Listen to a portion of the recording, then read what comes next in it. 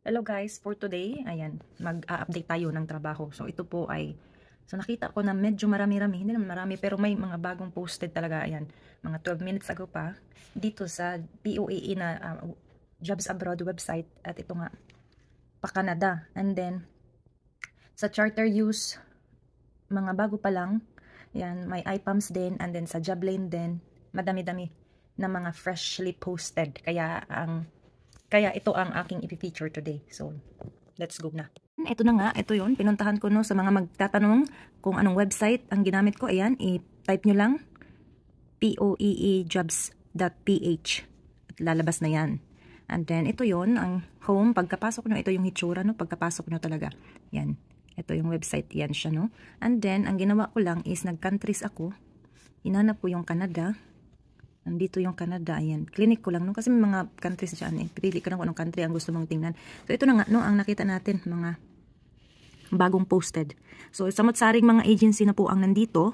Pero lahat na mga job na nakalista dito is pa Canada. Kasi nga, Canada ang clinic natin na country, no? So, ayan, ito. Ayan siya. Una ay ang body repair, charter use, prime recruitment. Alam nyo na yan kung paano makita ang qualifications. I-click lang natin. Ayan, may nag-apply na. Ayan, nakasulat din kung hanggang kailan ang application, January 18, next year, 2025. And then, kung marami siguro nag-apply, baka maaga ito mawawala. More, di ba?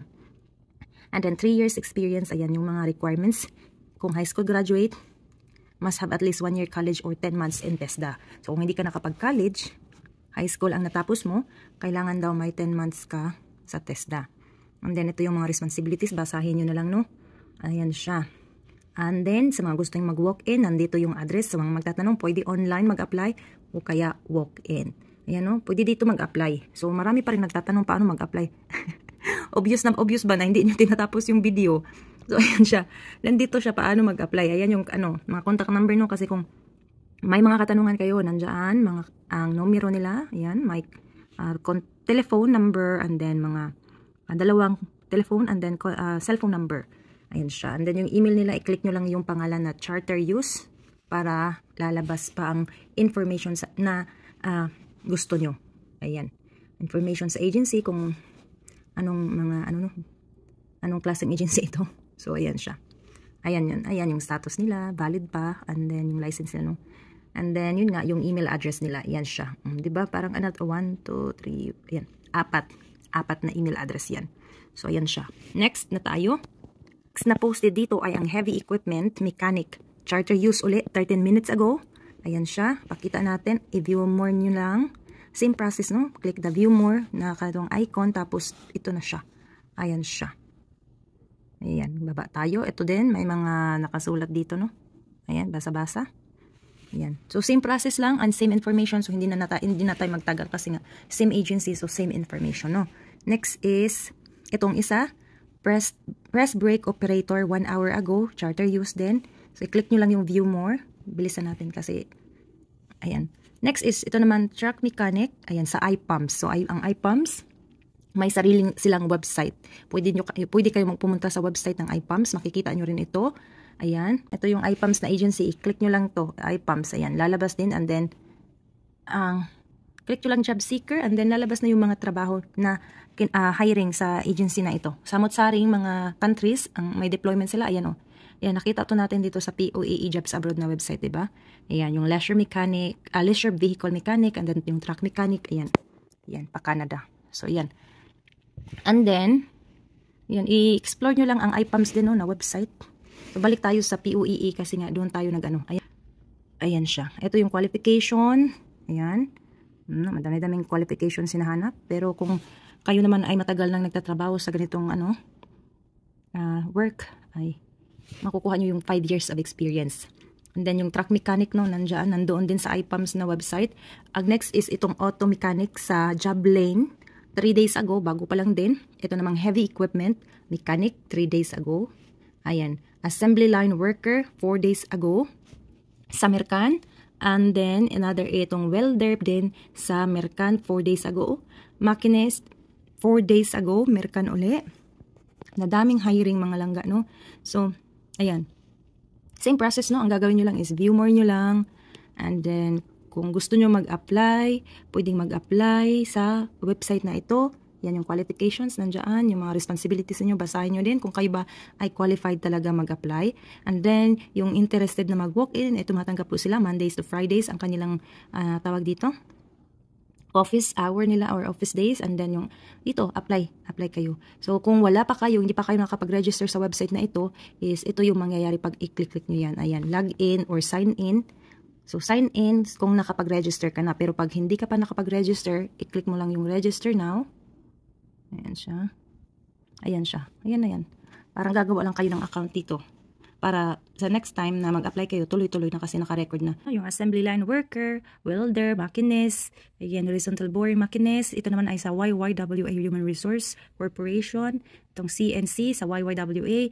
And then itong industrial butcher. Ayan, 6 days ago. And then chef or cook hiring pa Canada sa Mercan. Ayan, ang gawin nyo lang is click natin itong isa no sa Mercan. Ayan. Ito na siya, ayan. Ayan. Ito yung January 4, 2025 hangga, and then ito yung qualifications. Ayan. Ayan siya. Ayan, di ba? So ganun lang, hindi na tayo bababa kasi same information kasi nga Mercan. Ayan. Yung butcher din, ayan. Same. Ayan dito Ayan siya. Male secondary graduate, 23 to 38 years old lang po ang pwede. 3 years minimum. So, iba't iba ang edad no na kailangan. Ang kagandahan sa American ay sinusulat nila kung ilang taon ang kailangan nila. Ito, yan na siya. Ito, walang sinabing kailangan ka ng willing ka bang kumuha ng IELTS. So, may mga trabaho sila kasi nakalista doon din. Ito, tingnan natin tong machinist. Balik tayo sa taas. Check natin. Pakita ko sa inyo. Ayan, ito, 25 to 45. Ayan. Iba't ibang ang age limit nila kasi yung isa start 38. Itong welder, tingnan natin tong welder. Ilang taon hangga ang pwede mag-apply. Ayan, 45 din. So, assembly line worker, tingnan natin. Isang nag-apply, 25 years old din.